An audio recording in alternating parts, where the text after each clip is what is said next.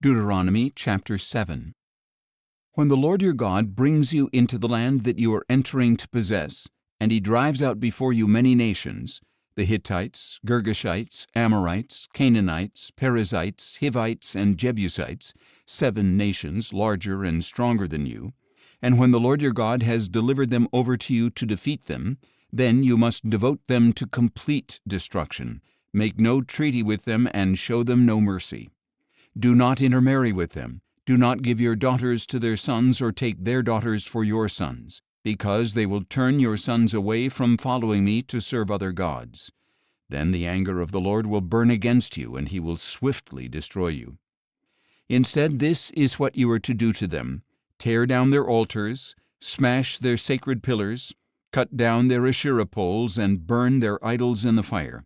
For you are a people holy to the Lord your God. The Lord your God has chosen you to be a people for his prized possession out of all peoples on the face of the earth. The Lord did not set his affection on you and choose you because you were more numerous than the other peoples, for you were the fewest of all peoples. But because the Lord loved you and kept the oath he swore to your fathers, he brought you out with a mighty hand and redeemed you from the house of slavery, from the hand of Pharaoh, king of Egypt. Know therefore that the Lord your God is God, the faithful God, who keeps his covenant of loving devotion for 1,000 generations of those who love him and keep his commandments. But those who hate him he repays to their faces with destruction. He will not hesitate to repay to his face the one who hates him. So keep the commandments and statutes and ordinances that I am giving you to follow this day. If you listen to these ordinances and keep them carefully, then the Lord your God will keep his covenant and the loving devotion that he swore to your fathers. He will love you and bless you and multiply you. He will bless the fruit of your womb and the produce of your land, your grain, new wine, and oil, the young of your herds and the lambs of your flocks, in the land that he swore to your fathers to give you.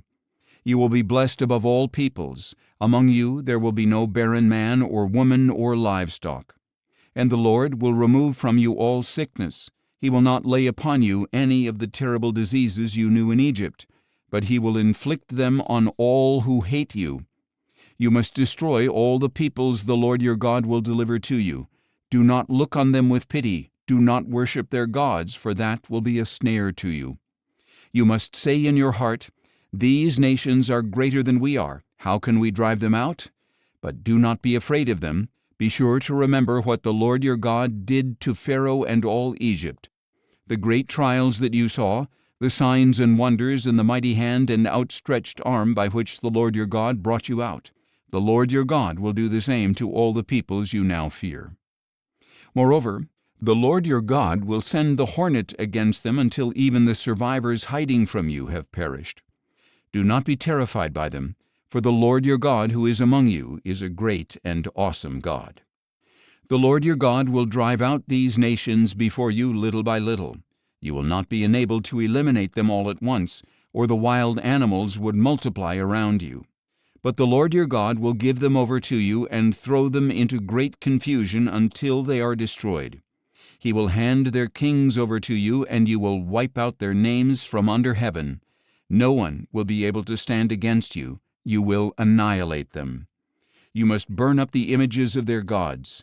Do not covet the silver and gold that is on them, or take it for yourselves, or you will be ensnared by it, for it is detestable to the Lord your God. And you must not bring any detestable thing into your house, or you, like it, will be set apart for destruction. You are to utterly detest and abhor it, because it is set apart for destruction.